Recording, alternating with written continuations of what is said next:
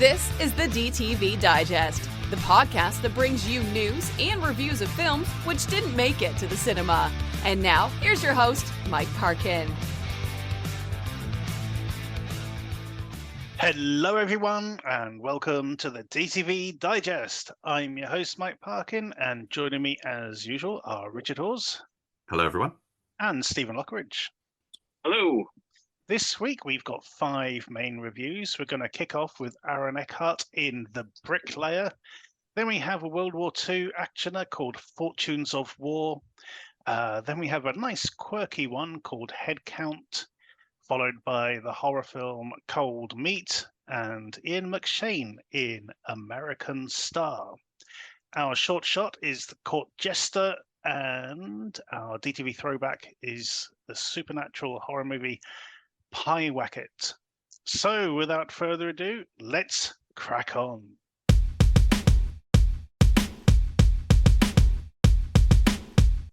Our first review then is The Bricklayer. An ex-CIA agent is reactivated when an extortionist blackmails the agency by making it look like they are assassinating detracted journalists.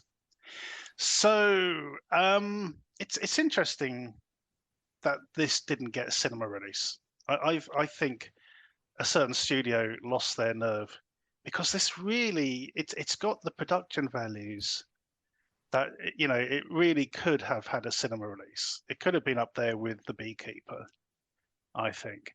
That whole bit on the rooftop in the rain, you know, that screams high production. It really does. You know, there's other scenes all the way through. It's a nice little car chase and things like that. We've got locations, you know, in Greece. The cast is great. I really think they bottled it, and by putting this out into, you know, streaming. What do you think, Rich? I think it's found its natural home, really, because I didn't think much of it as well. I certainly didn't think as much of it as you did. I think The Beekeeper's fantastic, and I've watched it multiple times. Whereas I think this one just didn't really have a lot going on. Certainly with the bricklayer sort of concept, the theme, I just thought they didn't really do anything with it. It's just like he picks up a trowel. There's a couple of fight scenes where he uses a trowel, which is nice fun. But that's about it, really. I mean, it barely seemed worth mentioning, and certainly not enough to make it the title of the movie. And he's not as invested in Bricklayer as Jason Statham is in keeping bees. That's for sure. You know, because he never stops talking about bees. You know, he's like Mr. Bees. But in this case, it's just like it's the profession he's decided to do after retiring, kind of thing. Which you know, in which case makes it his badass juxtaposition, doesn't it? I mean, you know, we have Casey Ryback, who's a bloody chef. We've got Harry Tasker, who's a computer salesman. You know, all of the usual sort of stuff. Everyone sort of does these little weird sort of dad jobs, you know, when they're not killing people, basically. And that's his, you know, leave me alone. I got to go repoint this wall, kind of thing. Yeah. I'd be interested to know because this is based on a novel. I'd be interested to know whether that was gone into, because the novel itself was called The Bricklayer, as far as I'm aware.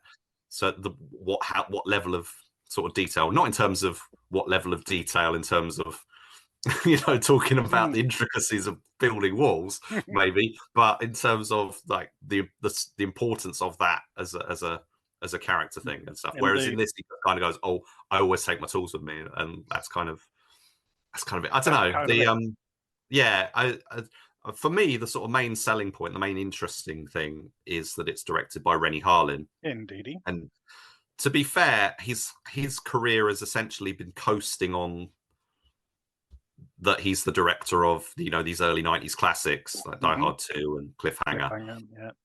He's basically been coasting on that for like 30 years. And in the last like 20, you know, last 10 plus years, let's say, he's been basically outside the studio system. He did 12 Rounds in 2009 with John Cena. That was like a little return, but he had a few of those, like when he did Deep Blue Sea was a big hit. That was probably the last big hit. But then he's been kind of all over the shop since then. And one of the films he's made that I'm most interested to see, but it hasn't come out yet, but he did it in like 2019, was a Chinese film called Bodies at Rest with Nick Chung. But he's kind of going all over the world, and this one he's made in Greece for Millennium Media, formerly New Image and Millennium Films and stuff. Because I did some research, they've actually got a studio in Greece, cool. Which is where they're basing. So they've done a lot of stuff in Bulgaria and stuff, and now they're sort of doing it. So I thought the Greece setting was quite an interesting feature. And so you're interested in sort of like the location. Thessaloniki is where the majority of the action is set. So that gave a dimension to it.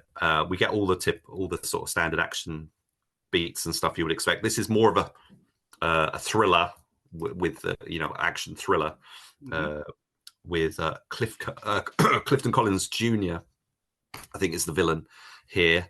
And I always quite like seeing him. He's Victor Radek, who's kind of an old friend of Aaron Eckhart's agent Steve Vale, and they've got kind of a complex sort of past. And he's sort of brought in to kind of get him. It's your standard kind of movie that Steven Seagal would have made back in the day, kind of story. Sorry, go on. It's a step up from Seagal, that's for sure. I think the production values and quality of it, and having someone like Aaron Eckhart, who's more in that kind of not Tom Cruise, but kind of Tom Cruise, Mel Gibson, action actor kind of league, where they sort of take it a step up, more of dramatic. It's the kind of film that maybe Warner Brothers might have put out in the mid-90s, that kind of thing, rather than more of a standard DTV Seagal kind of movie. But the concept is essentially that.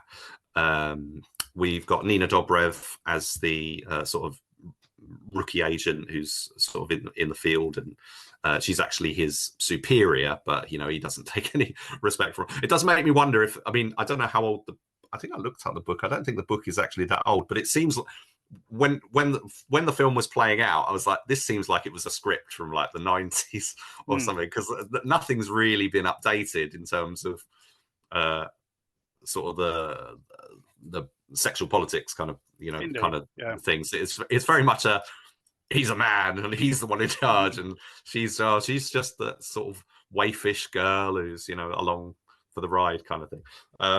But yeah, and then you've got Tim Blake Nelson's in there as well. He's the director of the CIA, so it was quite cool to have him in there as well. So I think there's interesting things about it, but no.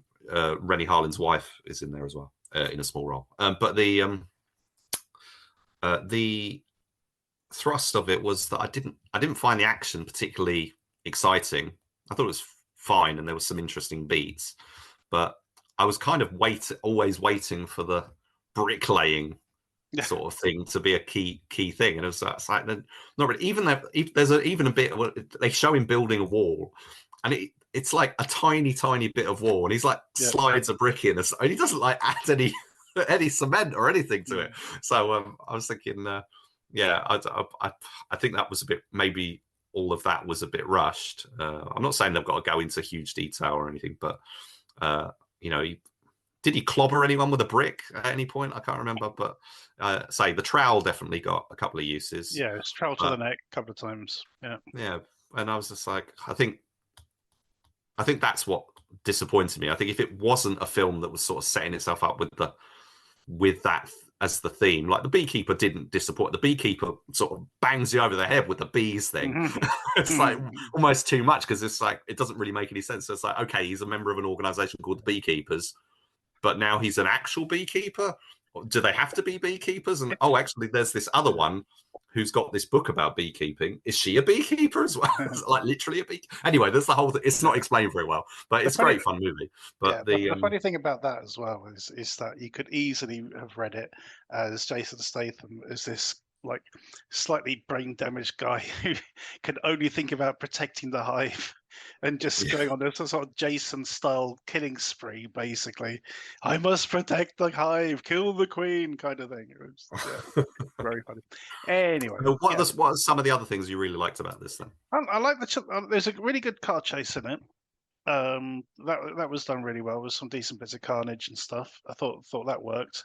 I do kind of agree that that it kind of when there's nothing much going on, there really is nothing much going on between the sort of the action beats, and some of them are a bit repetitive. That has to be said. But I did like the ending as well. I like the way he dealt with it, and I like this sort of when these two Greek cops turned up. It's like, well, yeah, that's probably exactly what would happen, at that point. But yeah, no, I just enjoyed it. Enjoyed seeing Aaron Eckhart sort of beating people up. Basically, he is one of these sort of guys that there is a bit of a Seagal there in that he does seem to be just about untouchable, in his fights, even though he's like probably 55, 60, he's still getting the better of just about everyone in the film. Apart from that bit at the beginning on the roof in the rain when he gets shot. But I love that whole sequence, actually, the whole bit, on the rooftop. Thought that was really well done. I think probably a good piece of the production budget went into that whole sequence, but it was enjoyable. And again, as I said, I could have seen this. I could see this playing on a big screen. Well, it was put out. I mean, Sky grabbed hold of it, and a bit like say that's films like Final Score, for example. That was sort of in this wheelhouse, and they put that in cinemas. So they could have done the same. They could have done the put it in this, because this is something that Sky were doing before the pandemic. Was they would get hold of a film and they would put it in cinemas to kind of promote it and get you to subscribe to their services and stuff. And so they would put it in cinemas as kind of an advertising thing, and then it premiered on the same time on the home service. They've moved away from that completely now. Beekeeper has got like a massive window. It's in cinemas exclusively. Yeah. And then you've got films like this, which are they bought up more films as originals because because of COVID and everything, they didn't have the blockbusters to rely on. So they bought more films to sort of tag, like One More Shot recently we've had. One Shot prior to that. They buy up these sort of mid-budget, medium budget action movies to put out, but they don't. But Silent Night, sorry, the John Woo one. Yeah, so they'll buy these up, but they don't want. For some reason, they're like not doing the day and date thing anymore. They're just kind of going, okay, we're either going to put this on the streaming service or we're going to make it a cinema release, which is a completely new kind of strategy. But it would be nice to see them go back to doing that, so that people who do, like yourself, do want to have the opportunity to see a film like this, which is a DTV movie, but with the chance to see it in the cinema. That would be really cool. I mean, the problem with that is that they don't put them in many screens, so they're actually quite hard to get to. So a film like Final Score, I would have loved to see that on the big screen, but definitely it wasn't showing anywhere near me, kind of thing. But so I was pleasantly surprised to see it turn up on Sky. There's a number of interesting features. It's always fun to kind of play spot the cliche and stuff. You've got the I don't know if it's a Deus Ex Machina. Basically he's in the middle of this action sequence, and like Nina Dobrev just magically turns up at just the right place to do the get in kind of thing. The Mini Cooper thing. How would she even know where it was? Anyway, but that's a complete. I know there's a whole bunch of other stuff. There's a little bit of John Wick with a nightclub fight sequence, which they actually try and do a bit of some long take action, which I thought had some quite stylized camera work, and Aaron Eckhart clearly doing the action in those bits, which was quite cool to see. Would have liked a bit more of that. And you get your shootouts, you get your car chases, you get basically everything you're going to want. I think it's too long. It's what, like hour and 40 minutes or. I agree. It's probably about 10 minutes too long for what it is. Hour and 50 minutes actually. Sorry, it's nearly 2 hours. 20 minutes too long. Yeah. So yeah, it's a bit too much. But again, yeah, I'm sort of on the fence about it. I think I just feel it was like a bit of a missed opportunity with the theme and the idea of it. But I like Aaron Eckhart. I like Rennie Harlin. I thought he's probably done. There's other films that are a lot better than this, but it's always nice to see him doing action. He's clearly got on well with Aaron Eckhart. They've got a shark movie that they've got coming out called, I think, Deep Fear. That's going to be one of their next films to come out. I think Rennie Harlin, the last one we did was The Misfits, which was the one he made in the United Arab Emirates, which I think had a bigger budget than this one, and that had the same. Again, I had some issues with it, but it had quite a lot of energy and stuff. But I think, I think I did.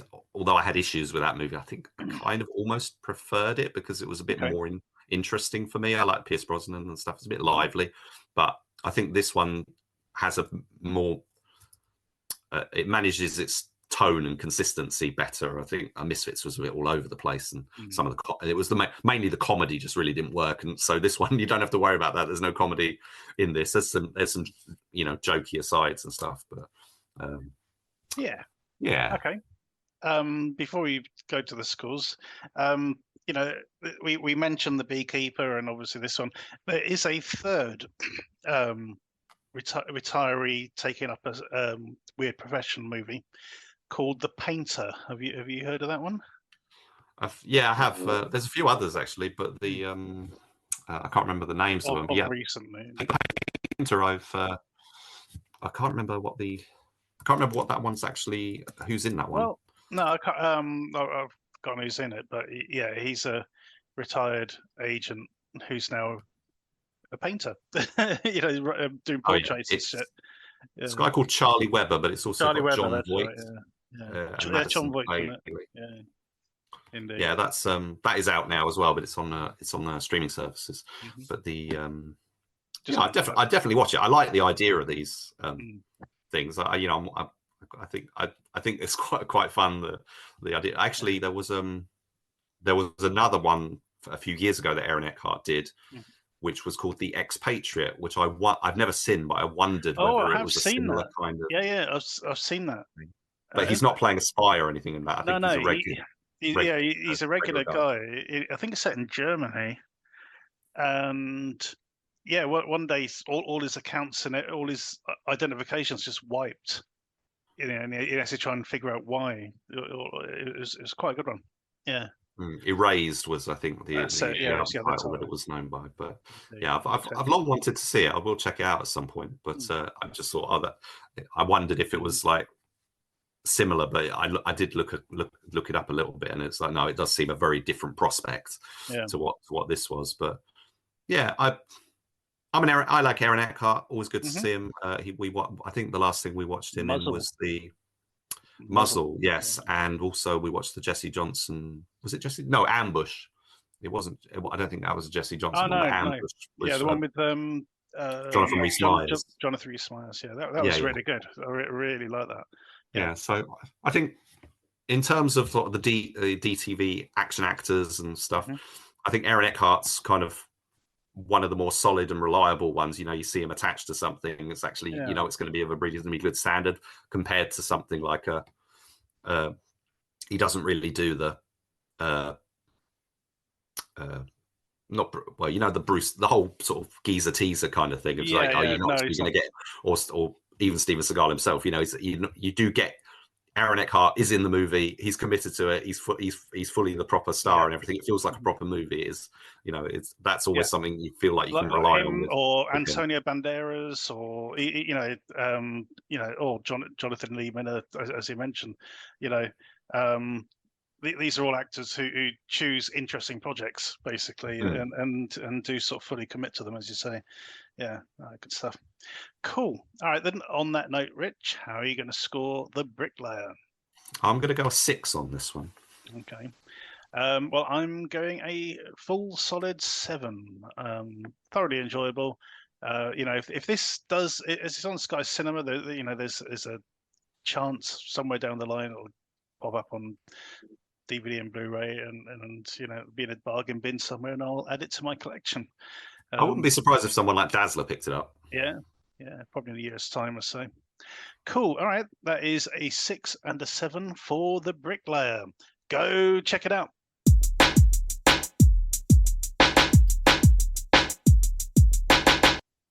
Our next film is Fortunes of War. A small team of British commandos are cut off from their comrades following a raid in Normandy. While under siege from a German battalion, the commandos make a startling discovery. Interesting that we've only just covered another World War II film. What was that one called, guys? I've forgotten. It was Warblade. Warblade, that was it. Sort of similar but different. In that, they are both sort of men on the mission kind of things, except this one, they kind of do away with the mission within the first minute, or first 5 minutes, because it all goes to shit, and then there's no real plot in the film at all until the last 5 minutes. There's no actual story. It's just a case of, right, we got to keep avoiding the Germans, and there's that sort of like typical period of attrition, or cycle of attrition, because they keep getting whittled away as they go along. Of the two, I did actually prefer this. I like the characters a bit better. I was kind of like, I did have to do a bit of research, because I know, for example, in the American army in World War II, sort of black servicemen would not have been in the front line. They would not have been in the commandos, or or anything like that. They'd have been the guys driving the trucks and making the food and that sort of thing. So to have a couple of guys, a couple of black soldiers as part of this sort of guerrilla commandos, really sort of stuck out.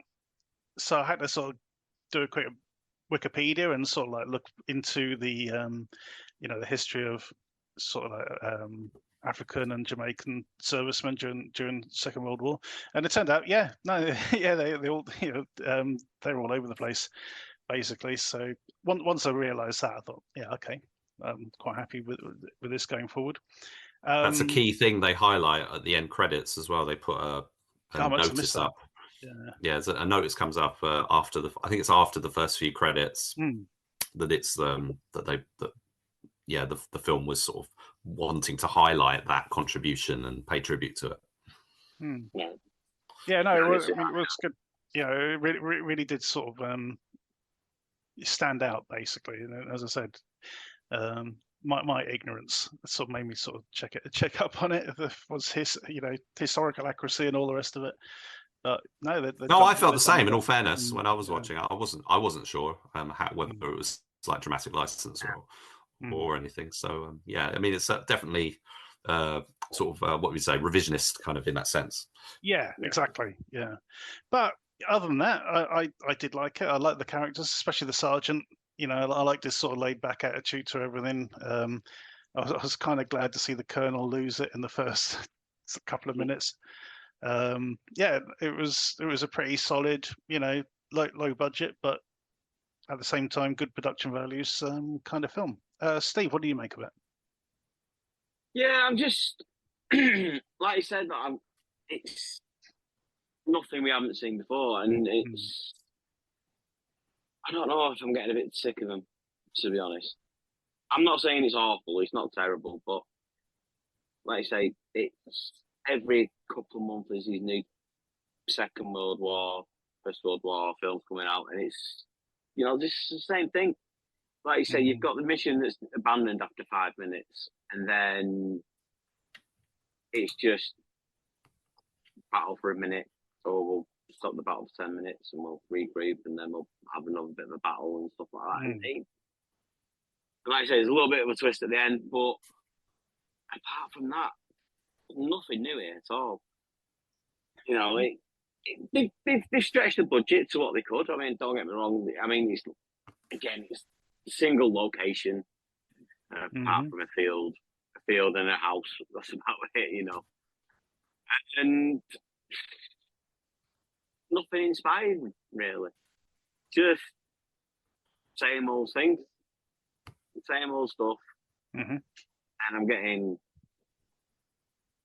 a bit fed up with it because I kind of knew what it was going to be going into it. You know what I mean? I was a bit hesitant, but I had a chance to watch one more, so I'll pick this over the Bricklayer. Bricklayer, yeah. Might not have been the best idea, but I'm just getting a bit bored of them. It's the same thing over and over again, and I don't know. Maybe they must sell. You know, they must sell because they keep getting made. Yeah. Oh well, you know, Rich and I have commented many times on the amount of World War II, films that come out. You know, not necessarily, not even just British ones, American ones, German. You know, stuff about Auschwitz and all this sort of stuff.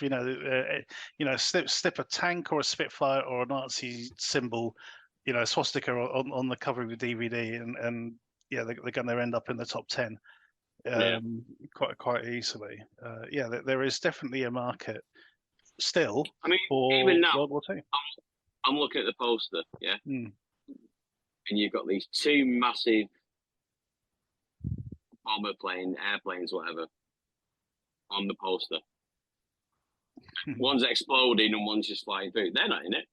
No, not at all. That's all, Yeah. So, yeah. Still. Yeah, I mean, I think they were going for a bit of like Kelly's Heroes towards the end. Yeah. But yeah, it was literally, the last 5-10 minutes of the film that we're given a bit of plot as to what's what's happened. And, you know what it actually reminded me of? Hello.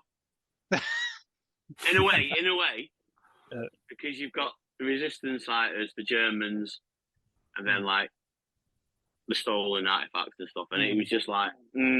It's the picture, the portrait of the woman with the big boobies. Madonna with the big boobies, yeah. The model. Yeah. I mean, it's funny as well because obviously, Hello was a parody of that sort of thing, and you got these two resistance fighters. One of them's in the trench coat and a beret, which it does look like a parody of itself, but that is probably what they were. Sorry? You've got the little blonde one. Yeah. Who looks like the little blonde waitress in the cafe as well. Yes. Yeah. But anyway, Rich, what did you make of Fortunes of War? Well, I always kind of want to preface something like this with I'm not really the audience for these kind of low budget World War II kind of movies, but I would say that we have watched a few of them, and something like Warblade recently, I did find a lot more to latch onto with that one. I found plenty that I could think of to say about it, and things that I thought worked and whatever. Whereas this one, I think like what you picked up on earlier, that there's not really a lot of story there. I would say, something like Hell Hath No Fury has a similar kind of setup. It's set in isolated outdoor area. Not much, no big production designs and stuff, whatever, for the most part. There's a bit, some flashbacks and stuff in that film, in Jesse Johnson's film. That's kind of the higher watermark for this sort of thing. Yeah. And then you've got these lower budget, say British movies that are quite plentiful, which is I do find surprising. Because like what you were saying, earlier about we've observed over the years of tons of these being put out, and a lot of that is down to sort of like, I believe, they're put on DVD and it's the supermarket sales. It's people going around, they see the theme, they see the cover art, they pick it up, and we're not seeing as because the bottom is almost entirely fallen out of the DVD market now. There's a few hanging in there, but you're not seeing as many of these kind of films released on DVD anymore. That's true. And whether it's a homegrown low budget one or like a big budget German one or whatever. We're just not seeing them. Whether there's not many international productions being made at the moment, I'm not sure, but we certainly used to see them a lot. And at the moment, most of the World War II themed stuff that we're seeing is these low budget British movies. And I'm surprised that there's enough of a market online, exclusively online for them. Yeah. But that's that aside. So this is made by Bill Thomas, who's a previous film of his that we discussed was The Three Musketeers, which featured the Black D'Artagnan James Cosmo as I think, was he Cardinal Richelieu in the film? Yeah, he was. Which was similarly, they're both similarly low budget, sort of very low budget films. Probably some of the most low budget. So this is a bunch of people. They kind of got I don't know if the costumes are accurate and stuff, but they certainly seemed reasonable enough to me. But they're in the woods and stuff. Any sort of signage that gets put up saying, whether it's like German borders, signs and things like that is quite basic signage and stuff, which is fair enough. I think they made it in Suffolk, somewhere like that, but it's absolutely fine. And the performances I think were okay, but I just think there wasn't really a lot of story. It can't come. There is some stuff that comes in, like you say, towards the end, but I was there. Warblade had sort of like that, introductory scene where they're having a meeting in the office. Okay, where they had the office was like sparse, but it was reasonable enough, and it kind of got you into the rhythm. It set him up with the soldiers and stuff. And in this one, you're kind of in with them already. You're kind of there, and there's not really a lot of setup, and maybe that was one of the issues that stopped me from sort of engaging with it a bit more. I don't know. So it sort of like was there, but I'd say it's not really for me. So other people might not have the same issues that I've got with it, but it just didn't connect with me at all. It was just kind of there, and it was kind of doing its thing, and I was a little bit entertained towards the end, but I didn't get a lot out of it, to be fair. Fair enough. Yeah, I mean, I think I got a bit more out of it than you guys, because I was enjoying the the little skirmishes and things, and the sort of bit of the characterization that we got. I thought that all worked. They weren't doing anything particularly stupid, to take you out of the movie. And as you say, things like the costumes and things like that, that was all reasonably authentic enough that you're not sort of going, well, that's ridiculous. The only thing was when they're getting away in the Jeep at the end, and it's an American Jeep. It's like, okay, so where did that come from? But anyway, never mind. One of the other they had to use what they could get. That's probably what it was. Well, exactly, exactly. But one of the other interesting things as well. One of the sort of glaring mistakes in the film 1918 is that it's set during World War I in the trenches, in and around the trenches on the front line, shall we say? And there are whole periods of that film where it's just silence. When do you mean 1917? That's the one. Yeah, 1917. Yeah, Sam Mendes. Sam Mendes one. Yeah. Yeah. There should have been shelling like almost non-stop, or gunfire or stuff in the distance, and that's one thing this does get right, especially in the first half of the film, as they're trying to get away. There's other battles going on and other skirmishes going on, somewhere near where they are. And you're constantly hearing like gunfire and stuff in the background. I thought that was a decent piece of sort of production design for it. Right. On that note, Steve, what are you going to score the Fortunes of War? I'll give it a 5. 5 from you. And Rich? I'm going to go 5 as well. And I'm going a 6. Could have done with a bit more story for sure, this one. 2 5s and a 6 for Fortunes of War. Go check it out.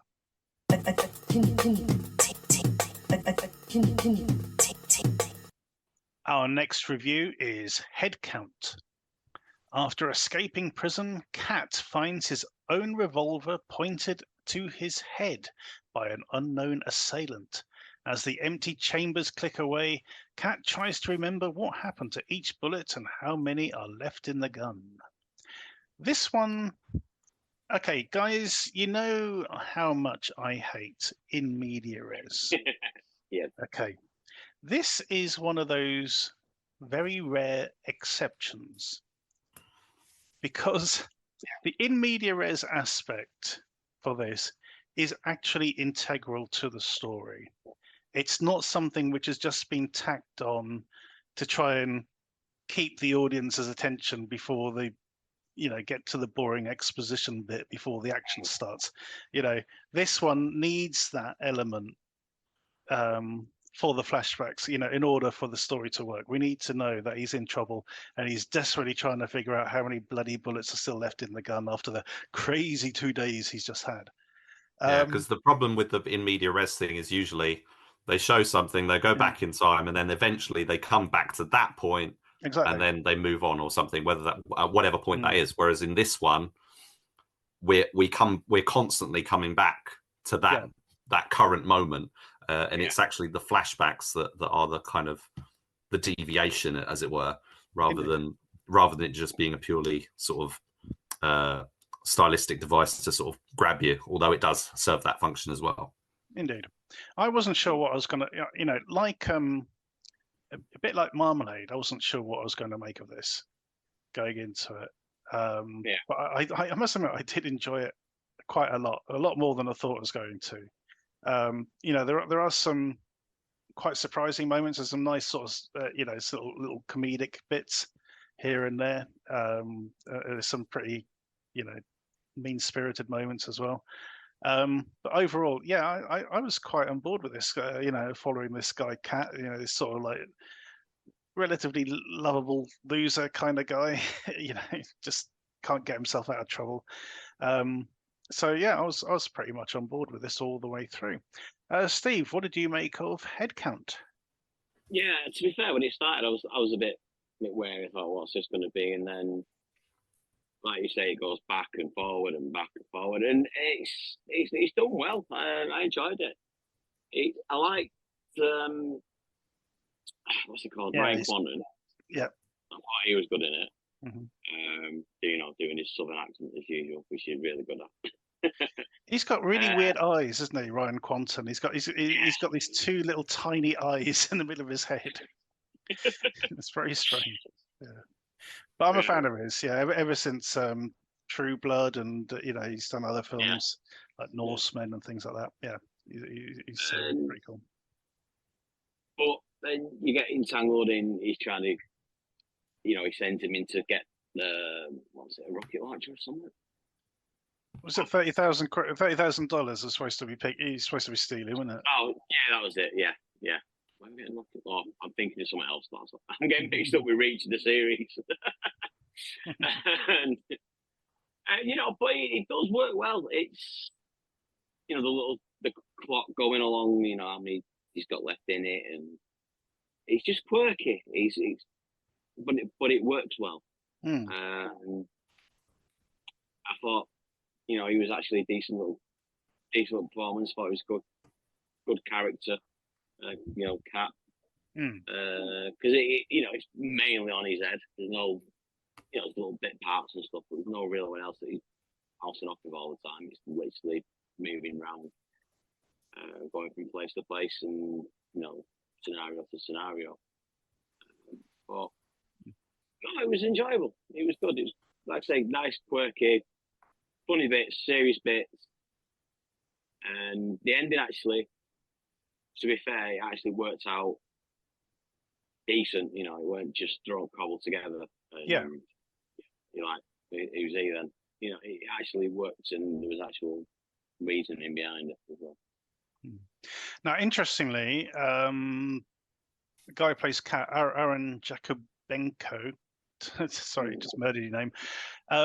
You may remember, guys, a couple of years ago we did a film called Great White, which is about the tour guides who end up with a sort of he was the main guy in that So yeah, no, cool to see him again.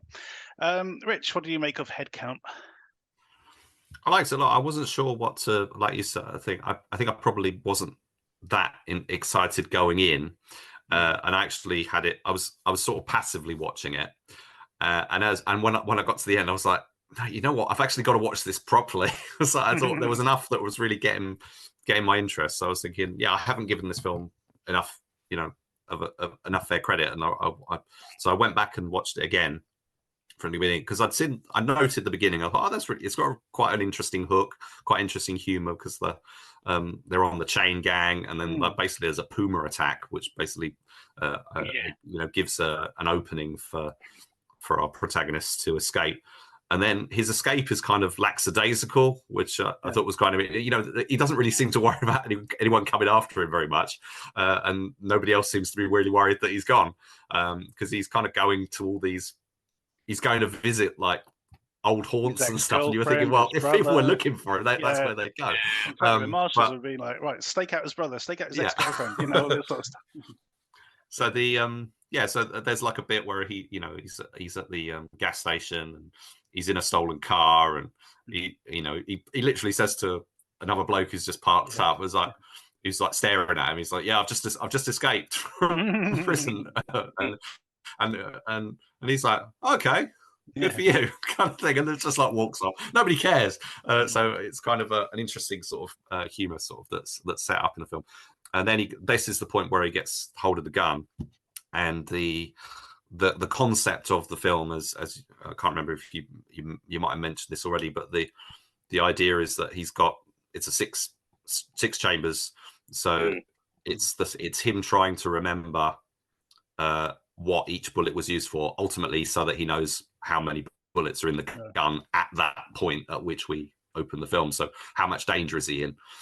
So he's trying to work out his situation, and it's a flashback to sort of recollect. And the film does this counter, which I thought was quite fun, of like, there's one bullet's gone down, and then he adds maybe another one in, so the number goes up and down. I thought that worked really well. The kind of it's kind of the structure of it is it's a flash. In a way, it reminded me of Marmalade, because it was doing a kind of a similar thing, except instead of in that case he was sort of recounting. In this one, it's purely in his head, and he's trying to remember. But it's like they're little vignettes essentially. It's not really a long sort of plot. It's kind of stuff happening. And the film was it's made by the Burkhart brothers, who did. I think this is their first feature, and this is actually an adaptation of one of their first films, which was also called Headcount, and it's 3 minutes long, and it's this exact same concept, but with making it into a feature, they've completely changed everything. So the central idea of, here's a guy, he's got the gun to his head, he's trying to remember where the bullets went, that is kept, and the final bit with where the story ends up, basically at that point, that's all from the short. But everything else has been completely changed. All the bullets and how they were expended is completely different to what it was in the short film. And I think it's really great fun. It's really clever, nicely shot. Good humor, good script. I liked all the fun little moments. And the romance as well. There's some quite nice melancholy romance in there. You like the characters. You're interested in what's happening with him. There's like it's almost like one of the early, again, the sort of comicalness of it. One of the early situations is, he's remembering, oh yeah, I was in this house, and he's talking on the phone because he thinks he's in a friend of his house who he's just gone into, and they're like, no, they moved. And then it becomes this kind of bedroom farce thing for about 5 minutes, which I thought was really that was another thing that was really catching my attention. I was like, oh, that's fun.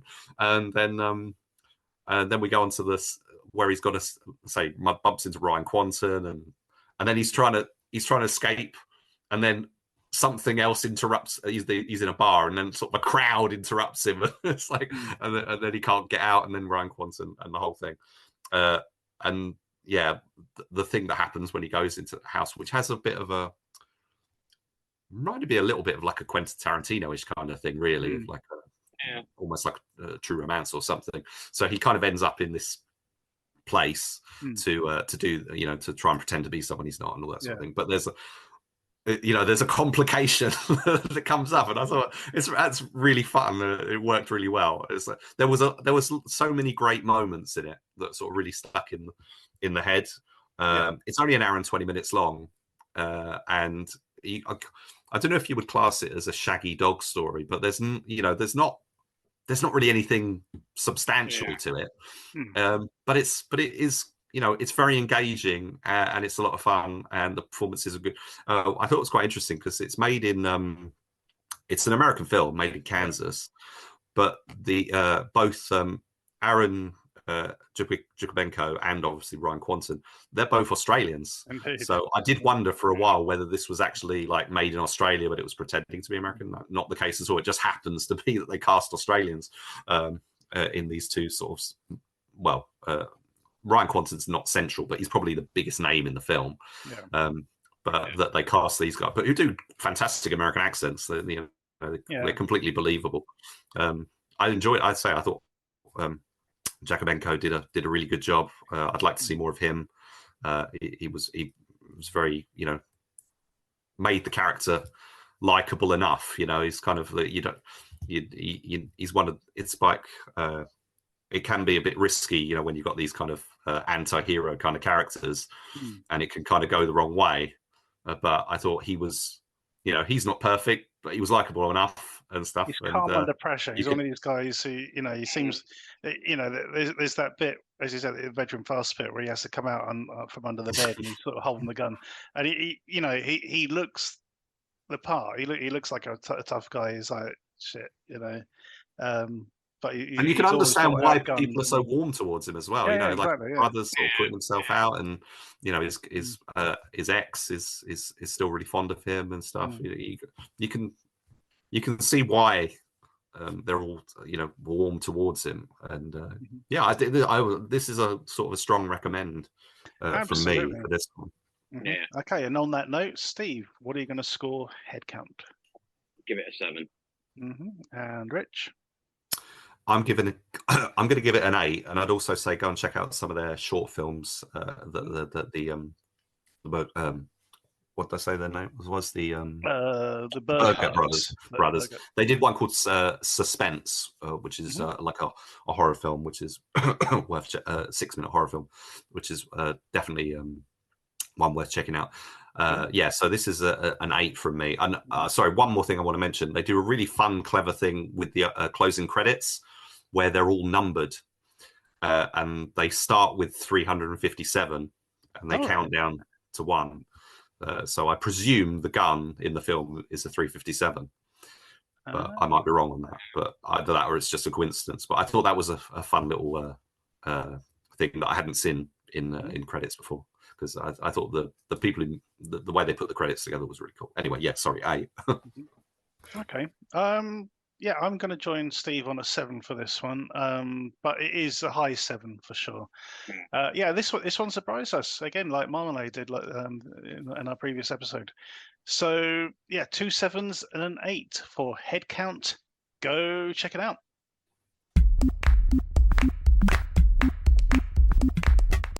Our next film is Cold Meat.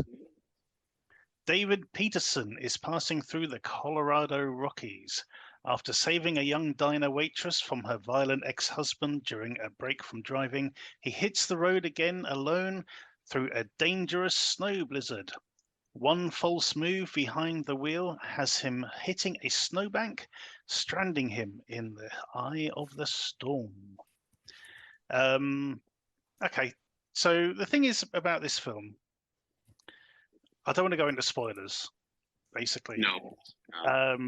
Even though I think it's kind of obvious the way it's going to go from that diner scene. But even so... I'll disagree with you there. Yeah? Yeah. Okay, awesome. But we won't go into spoilers on this one.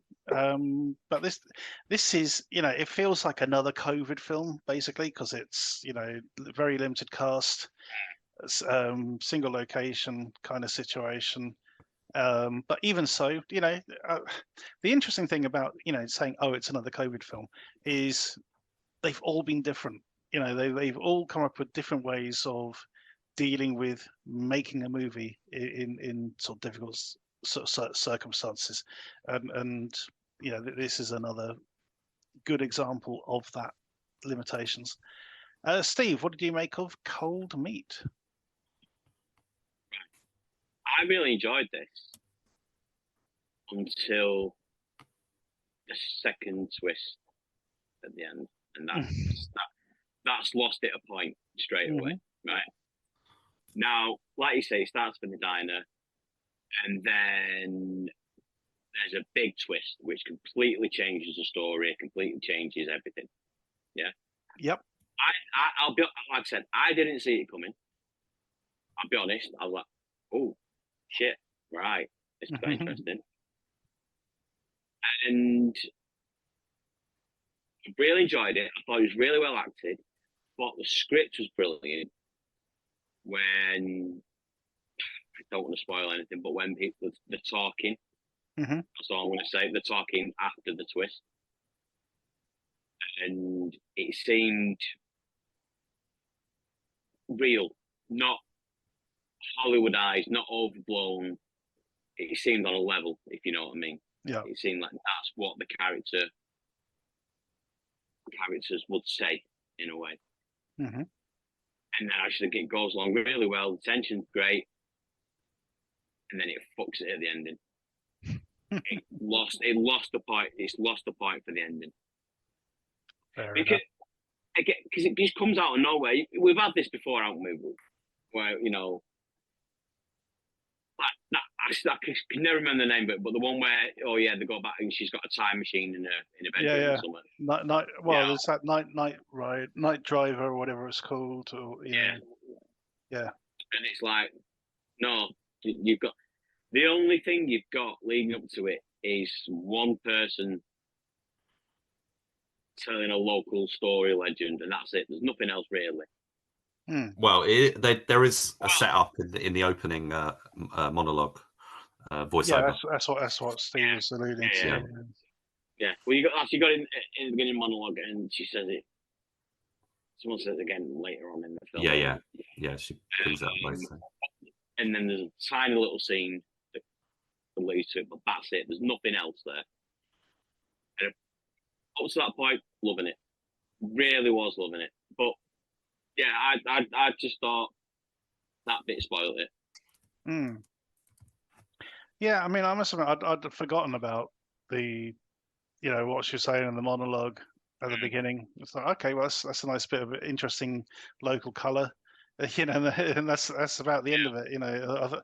I thought, if anything, it was an allegory for the evil that men can do, kind of thing, rather than being something actual. I don't know. We're being very literal at this point, actually. But anyway. Cool. Yes, I thought the production values of this are very good.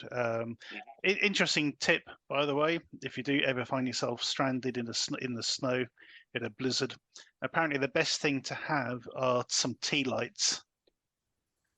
Because one tea light can keep you warm in within a car for ages. So yeah. But just so you know, Rich. How did you get on with Cold Meat? Similarly, I liked it a lot. It's very good production value. It's like very limited kind of two-hander, basically, to a large extent, between Alan Leach, who is someone I'm most familiar with him from Downton Abbey, and I think this is the only other thing I've seen in him. So, and he's Irish. And he plays Irish in Downton Abbey. This is him playing an American, which I thought he did pretty well. And he's playing off against Nina Bergman, who we last saw in Hell Hath No Fury. So it was good to. I thought that's a good couple of actors there to sort of really sort of draw you in. the production, sort of the setup, all the stuff with the storm and the snow and everything, and the makeup for the for the effects of the cold on them, I thought was fantastically done. Very convincing. Some of it I just thought, how on earth did they do that?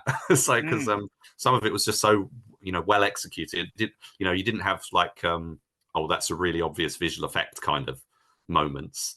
I was basically completely convinced that they were in this sort of blizzard, stuck in this blizzard kind of situation. It's hard to say much without going into any sort of details, which I'd say I don't want to do, but I will sort of skirt around what you guys were, what you guys were saying. That I think those elements, or that element, I would agree that I felt that was kind of a bit distracting / underdeveloped / not necessary.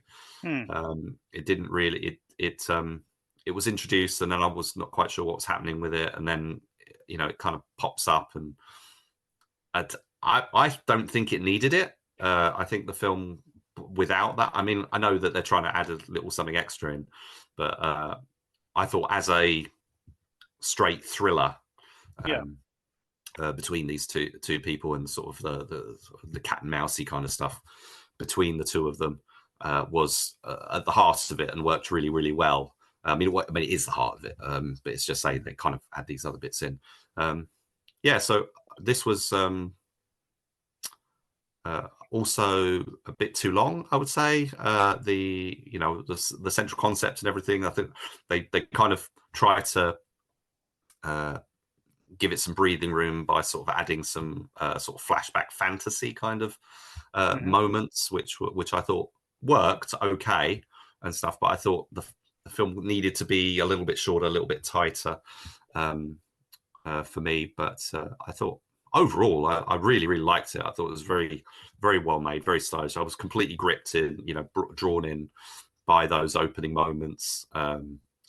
There's a great bit at the start, actually, because it's like a long take, and he does the cigarette catch kind of thing, like Jackie Chan in was it Armor of God or whatever? Almost not exactly the same trick, but he basically throws it and catches it. I was thinking he did do that, didn't he? I didn't imagine it. I think so. Yeah. I'd say. And I was thinking that must, because he does that quite a way into the take, and I was thinking, I wonder how many times they had to like go all the way back and start it again, because that surely can't be, that's a tough trick. Could be easy, So I liked all that.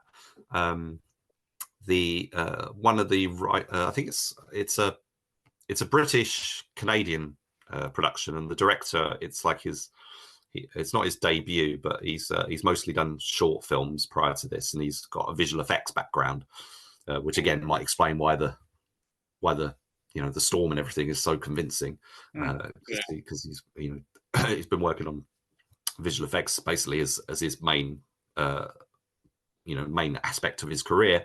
But here, this was also co-written by another filmmaker we've come across before, James.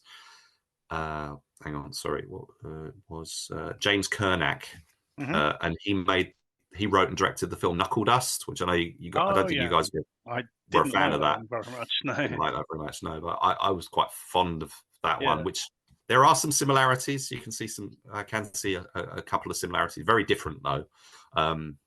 But in terms of the telling stories and the characters, who can you trust and all that sort of stuff, is I think a similar sort of development. But this is directed and sort of co-written by Sebastian Drouin, and I think it's a good debut, definitely a good feature debut. And I didn't really know what to expect going in, and I was gripped straight away. Very interesting. It's got some really cool moments. I do highly recommend it. Yeah. Okay. On that note, Steve, what do you score it? Like I said, I'm not going to point it off, so I'm going to give it a 7. Cool. And Rich? I'm going to give it a 7. And a 7 from me. So 3 7s for Cold Meat. Go check it out. Our next film is American Star. An assassin is on a final assignment in Fuerteventura to kill a man he has never met.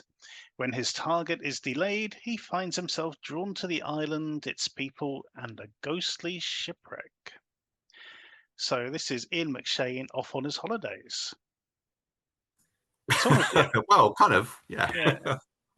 You can almost sort of see a Bowfinger sort of scenario where they just sort of sent Ian McShane and say, look, just wear this black suit, just wander around a lot, and we'll film around you and sort of try to add bits. But I mean, I'm being disingenuous. Of course, he is the star of this, and he is very much involved. I think there's a little bit of a Sophia Coppola kind of sort of a lost in translation and all that sort of thing going on. Yeah, definitely, there is a bit of that for sure. He just finds himself sort of being drawn in to this location, just actually able to relax for once. It's quite interesting. The whole beginning bit I thought was great. It sort of sets the scene quite nicely of him arriving. It reminded me a little bit of Collateral in that regard. It's when Tom Cruise sort of comes through the airport and that. We know this is the guy. We know he's the guy to be keeping an eye on. But the whole thing of him turning up at this house, he just, go to this house. Here's the security number and everything. And then he's there for like 5 minutes, and then this woman turns up, and he's like, "Shit, got to get out of here." I thought he was going to kill her straight away. Actually, I must admit. But no, he goes and finds himself a nice hotel, settles in. Bonds with this little kid who keeps getting kicked out from, kicked out by his parents because they keep arguing and all that sort of shit. And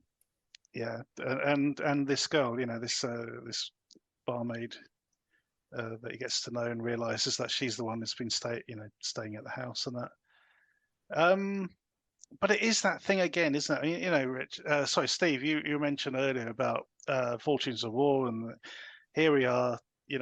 Same old. Here we have yet another film about an assassin doing one last job. Everyone knows this is his last job. Why would he tell people in that profession that, oh yeah, this is it. This is the last time I'm doing this. Just disappear. Just fucking disappear. Yeah. But again, it's another one of these where they turn up somewhere, something goes wrong, and then nothing happens. He's basically... He's just spinning his wheels, isn't he? Yeah. Yeah, he's like, is he trying to shag her? Is he trying to shag her mum? Is he, making friends with the kid? And, it's just so frustrating. Don't get me wrong. I mean, the island, and it looks beautiful. Ian McShane is the Don. He's still a god. I mean, look at him. You know how old he is? No. He's 82. What? I was going to say, like, early 60s. No, he's fucking 82. 82. He was born in 1942. He would have been. Yeah, he would have been. 81. Sorry, he's 82 in September. All right. How old was he in Lovejoy then? No, it must have been in his 30s or something. No, I can't. No, 40s. Yeah, probably was. Bloody hell. But yeah, as you said, he just looks the shit all the way through. And even when the kid comes up to him, he's like, "You're not hot yet? I'm fucking boiling." You know what I mean? It's like, "Oh, you want some shorts?" No, I don't want it. But there's nothing to it. Yeah, You know what I mean? He's going around having a drink, having lunch, meeting up with his ex-colleague's son. Yeah. Who's obviously in with the same group. But that's it. Well, on that note, what this film reminds me of is a Takeshi Kitano film called Sonatine, which has a very sort of similar thing where Kitano is the head of this particular outfit, or he's one of their sort of top guys, and he's basically sent to the seaside with his men. As I said, look, you just got to wait here until we figure some stuff out, and then we'll bring you back in. And that's basically it. They're making sandcastles on the beach and playing baseball and all this sort of shit. Every now and again, they ring up the boss, go, no, it's not time for you to come back yet. All this, basically, But it's that same sort of thing. It's like, you're just watching someone just spinning their heels, spinning their wheels for a great chunk of the film, until he finds out who his target's going to be, which may or may not come as a surprise as who that is. But it looks great, and the title refers to the shipwreck, the American Star, which looks like it was an old Edwardian sort of cruise liner kind of thing. That got shipwrecked on the rocks.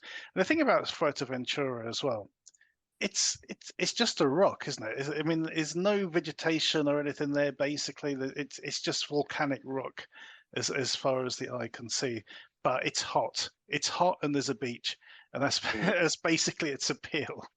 Yeah, and very windy, apparently. It looks very windy all the time. But lots of resorts there, of course, because of the heat. But if you're going to go sightseeing, there's nothing to bloody see at all by the looks of it. Anyway, Rich, how did you get on with American Star? I really liked it. I was very captivated by it. I found it the central concept is, we've seen it, like you say, we've seen it so many times before. I mean, it is that kind of.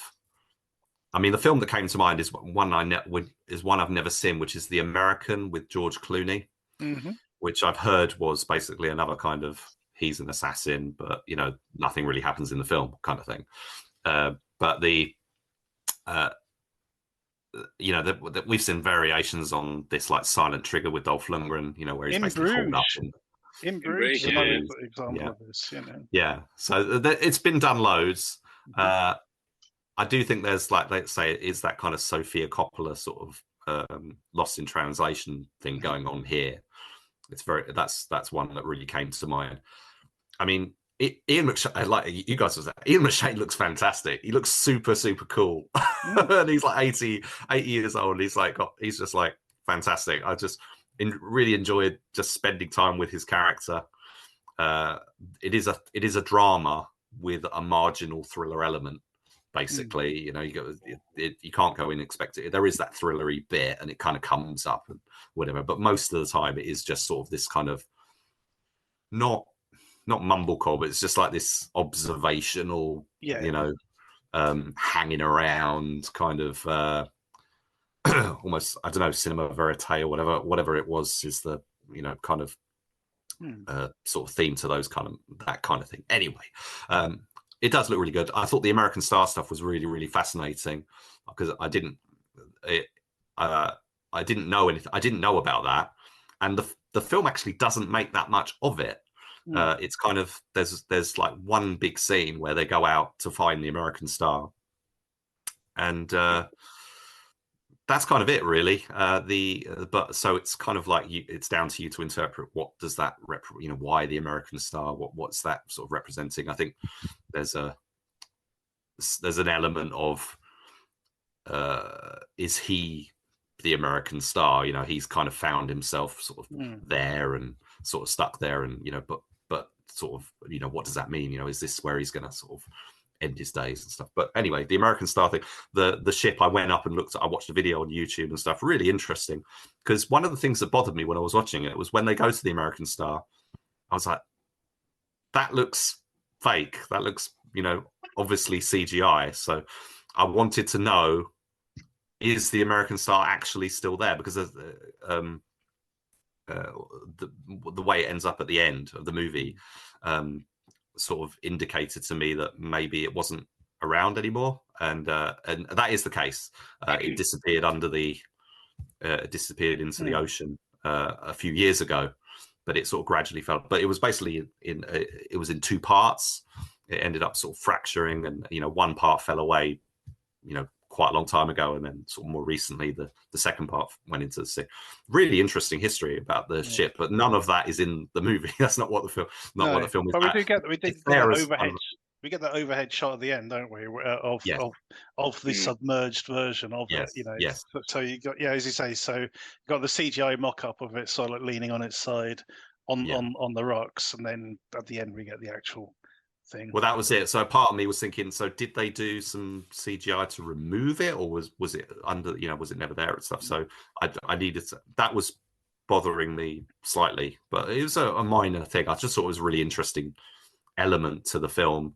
I think it's there to be interpreted and stuff, but so Ian McShane, this is his film. It's sort of anchored by him, and if you enjoy spending time with that character in this beautiful location, then you're gonna have a good time. Absolutely. Yeah, I thoroughly enjoyed this. Just maybe 2 seconds. I'm gonna look up another film from a long time ago.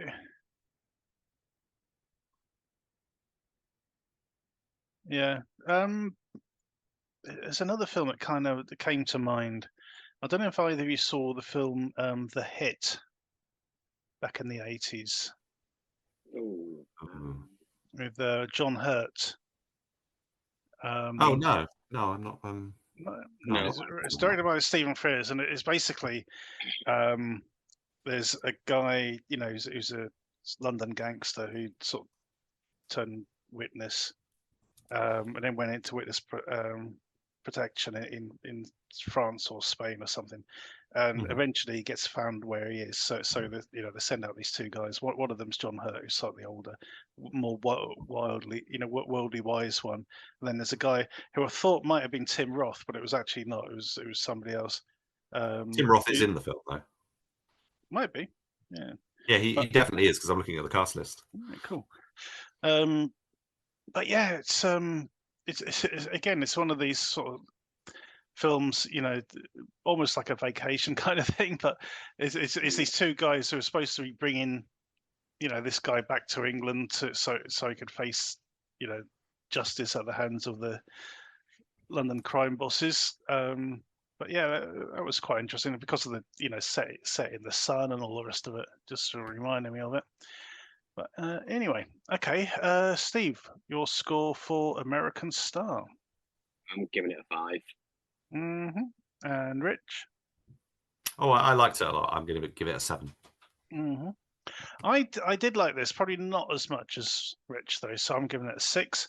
So there we go, a nice smattering of scores, a 5, a 6, and a 7 for American Star.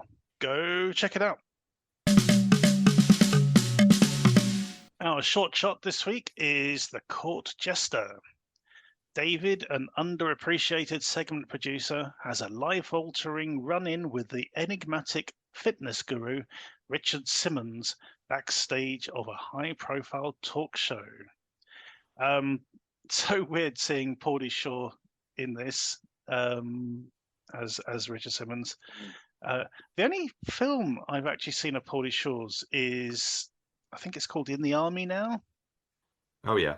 Which I actually did enjoy. It's just one of those really dumb comedies, sort of like a latter Police Academy or Down Periscope or something like that. But it did work, and I actually did enjoy it. So yeah, it was good to sort of see him in this for sure. Rich, you're our curator of all these lovely shots. What can you tell us about The Court Jester? So this is the latest film from Jake Lewis, who made The Cowboy and the Samurai. Oh yeah, which we watched recently, which was also really another sort of based on true life figures kind of thing. This one is, I think, perfect casting of Paulie Shaw as Richard Simmons, who a lot of people won't be very familiar with, because he's not in the UK. In the UK, I mean, won't be very familiar with, because his fame never really translated over here, but he's been mentioned or featured in loads of TV and movies, 80s, 90s and stuff. So that's where I and a lot of film fans or whatever would be familiar with him from. And I think in terms of what I know from those, I think Paulie Shaw was, sort of nails the part really. What's interesting is that Richard Simmons is not fond of this film that it was made, and isn't fond of Pauly Shore playing him in the role. I think there's another project that's actually being produced with his blessing, apart from this, whereas this is very much an unofficial thing. It's set during a recording of the Ellen DeGeneres show.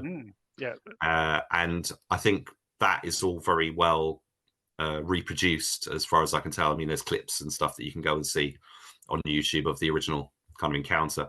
But the central story of it, which say it's only 10 minutes long, Pauly Shore as Richard Simmons is kind of a background character, because the focus is very much on this sort of member of the production crews, just sort of put upon and not respected, and nobody even knows who he is or where what he does, even though he's been there for several years, 7 years and stuff. And he's having a bit of a hard time of it. But then he has this nice encounter with Richard Simmons. I think it's a lovely little film, carried by that really strong sort of ostentatious performance by Pauly Shore, which is the only kind of performance he really does. I thought, yeah, it was really, really quite interesting. Good little film.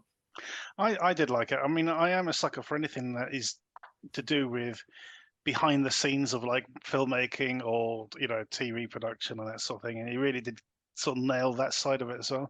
There was almost like an element of like 30 Rock to it, which I really did like. Yeah.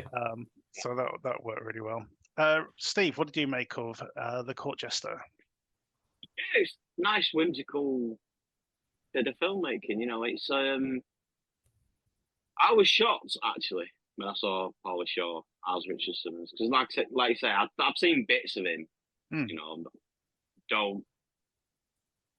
I'm not one to sit there and watch a fitness guru, if you know what I mean. So I've only seen a few clips, but I thought he actually nailed it. He's actually pretty good. I mean, because like you say, I've not seen many. I remember a couple of Pauly Shore films when I was a kid, and he's just like typical stoner knobhead in him. And in this, he's actually got a bit of heart, a bit of something about him, and he actually gives a decent performance in it. And even the woman who plays Ellen, she was great. Yeah, she sounds just like it was creepy, because she doesn't really look like it, but she sounded like it. Yeah, but she looks enough like her that you go, you're doing Ellen DeGeneres. And she opened her mouth and was like shit.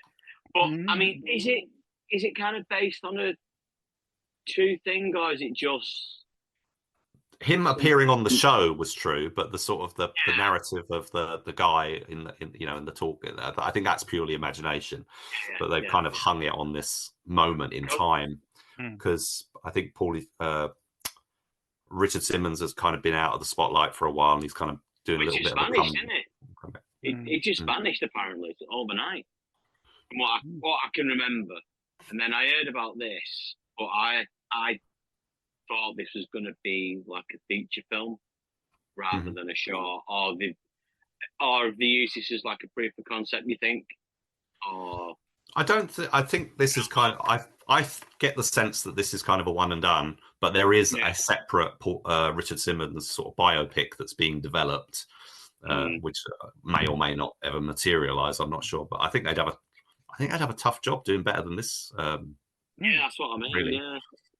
It's funny to think Pauly Shore, who most people over here will know from California Man, as it was released in the UK, and Encino Man, the original, which was over 30 years ago.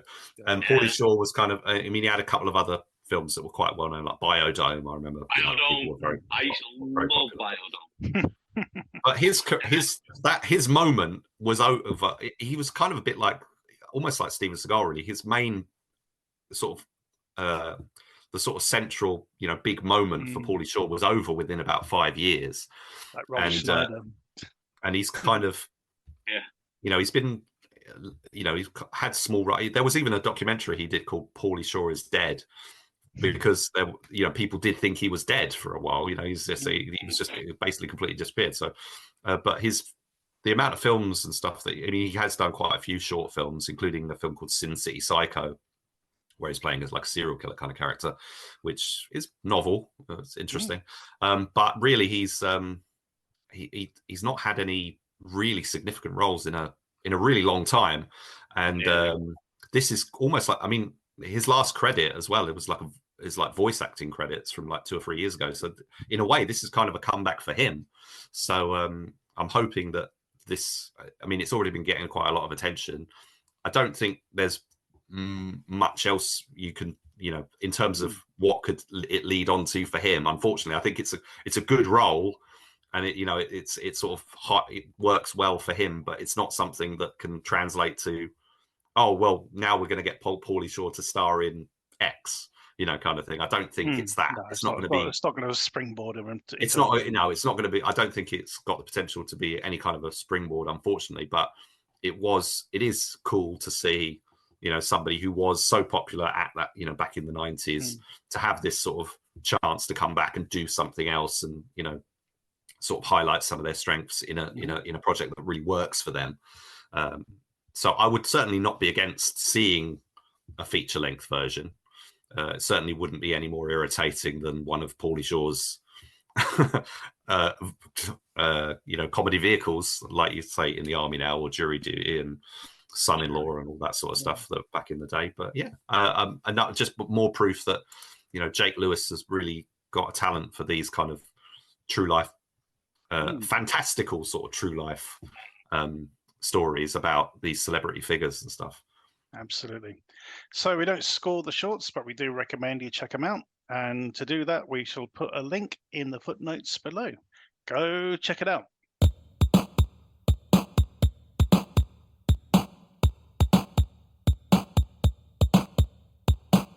Our DTV throwback this week is Pie Wacket. Leah and her mother are in the midst of trying to cope with the death of Leah's father. While Leah turns to the occult, trying to unlock the mysteries of what lies beyond death, her mother decides that they need to move out of what was their family home and set up in an old house out in the forest. This doesn't sit well with Leah, who is suddenly faced with the prospect of starting a new school and losing her close friends.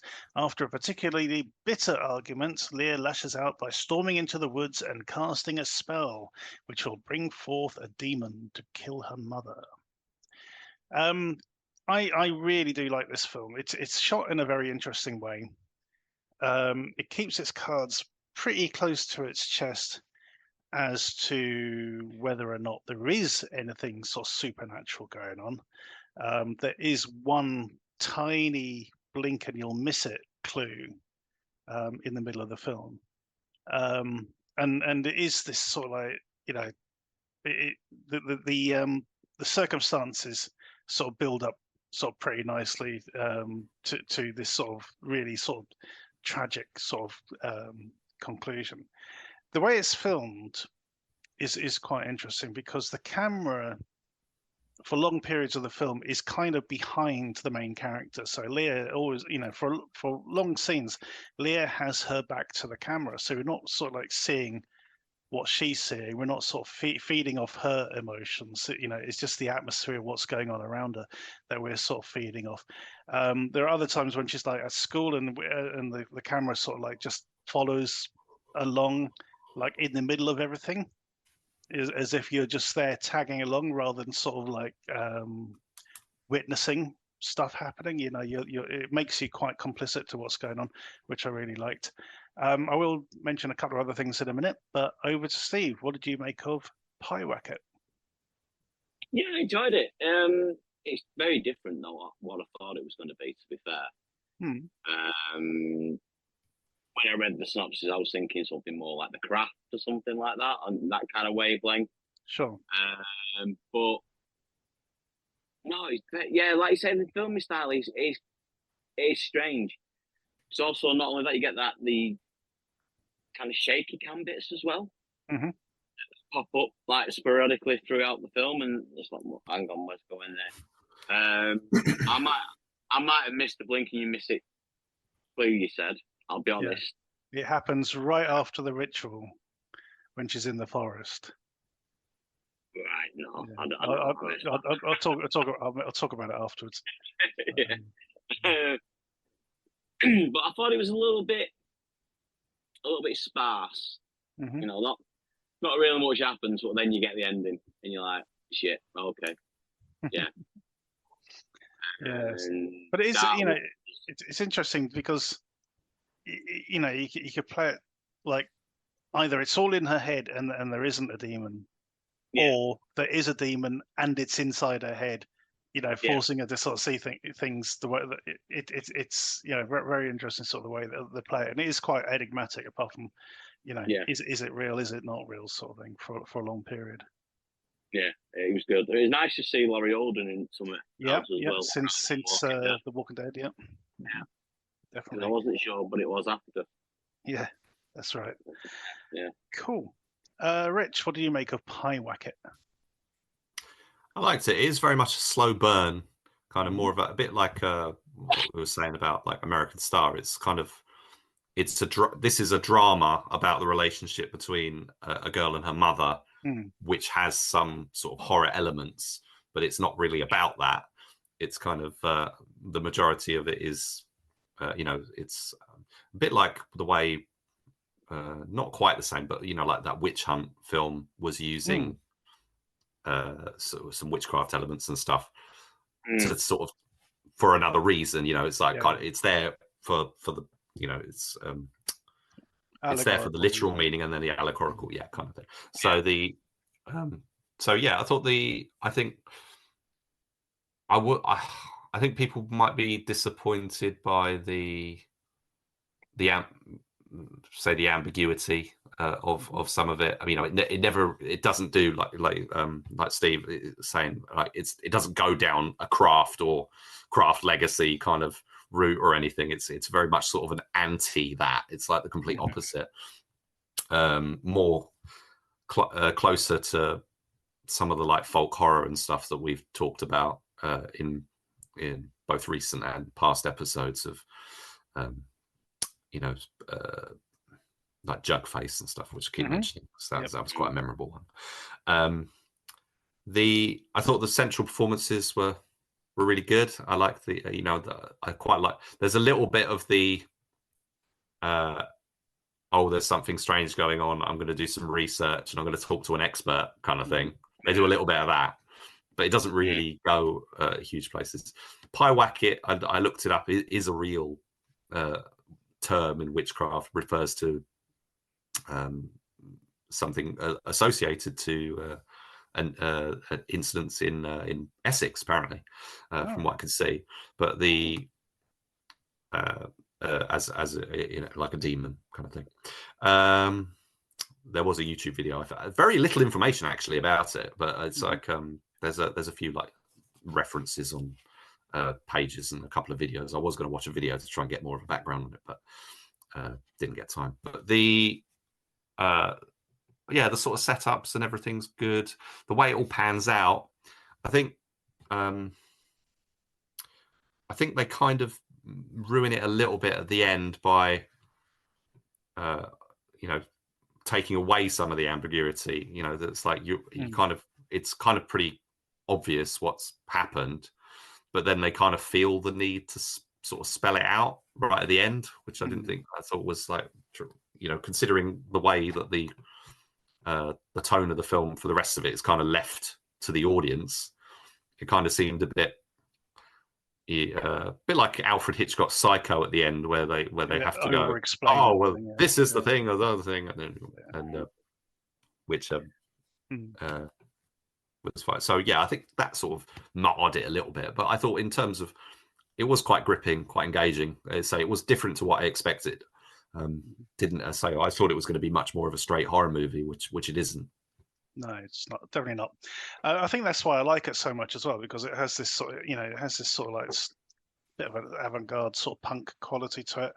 You know, I mean, I want to sort of mention a few things like the characterization between mother and daughter. You know, the way they are dealing with grief, basically, is, you know, the daughter wants to try and understand what's happened and wants to know what happens when you die, what happens after death, that sort of thing, to try and come to terms. You know, that's her way of sort of dealing with it and trying to come to terms with what happened to her dad. Whereas her mum just wants to compartmentalize the whole thing, lock it in a box, throw it away, throw away the key, start afresh, a whole new house, new neighborhood, everything, nothing there to remind her of her dead husband, basically, apart from her daughter, who won't shut, who is a living, breathing reminder of it, basically. So that was a really interesting dynamic. And, as I said, you get to this moment where they have this horrible fight and she storms off and does this ritual. The ritual itself is really well done. The way that's sort of filmed and all the incantations and that I thought was great. Immediately after she finishes that, because it's all done quite close up, we're seeing what she's done when she sort of cuts her hand and, she's got the red string and all that sort of stuff. As soon as she finishes, the camera shoots back about, 500 yards. So we're suddenly seeing her in the distance as if something's watching her. And then when she goes to leave, she hears a noise like a branch breaking or something. She whips her head round. And the camera sort of stays on this location for a moment. And that's where you have this sort of blink and you'll miss it thing happen. And I remember, I had to go back and rewind it and watch it again, to think, did I see anything? Did anything actually happen? And so I went back and watched it and found it, which is very interesting. There's a great bit where one of her best friends comes to stay with her for the weekend. Mm-hmm. And she takes her out to where she did the ritual, and suddenly she starts acting weird and disappears. And because of the lighting, and because there's no natural light or anything in this forest, she literally disappears for a moment into the darkness. And it starts to freak Leah out a bit. And eventually it comes back and ha ha ha, isn't that funny? But then the next morning, because she's been sleeping on the couch in the living room, the next morning she is freaking the fuck out and can't wait to get out of there. That was a really interesting moment. It's like, you got the levity from the night before, and then all of a sudden it's like, no, something happened the next day. The other bit as well is when she comes downstairs and finds the front door open, and there's like leaves and shit all over the kitchen. It's like, okay, maybe I left the door open, or did I actually lock the door last night? It's quite interesting. I liked it. Yes, I like this film a lot, and I've recommended it a lot when people ask for sort of something a bit different to watch. We don't score the throwbacks, but we do recommend you check them out. This is currently on Amazon Prime with adverts now, I guess. Bloody Amazon. They changed. They I think they changed it on Tuesday this week. Amazon and now start charging showing ads or something. Yeah, so I don't know if I mentioned this on the last program, but I watched like the whole series of Reacher, the latest series, and I only had like an ad at this. I think it might have been ads between episodes, but that was about it. I didn't have many ads at all, so far so good. But we'll see. Yeah. Luckily, I actually have a physical copy of this, so I was able to watch that rather than rely on Amazon. Anyway, I was trying to watch something on Plex, and I've got so many adverts on there. It was really frustrating. Yeah. So if it goes in that direction, then that's going to be really bad. But I wouldn't mind, but on Plex, it's always the same bloody advert. You watch it's all right. I don't mind when it's that. They've got that money for disaster relief fund or whatever. And it plays, but more recently I've like had loads of adverts. Like it comes up and it says 9 adverts. I'm like, oh no! It's like it's only been 5 minutes since the last one. Anyway, that is the end of the show. So thanks, guys, for watching these films. A good selection this week. Nice to see that not everything that's going to DVD, DTV is dross. Quite happy with the selection we had. Don't forget to check us out on Facebook and Twitter at the DTV Digest. Also the Short Shots, where we've got a whole library of links to other shorts. Go check those out. Thank you for listening. Tune in next time.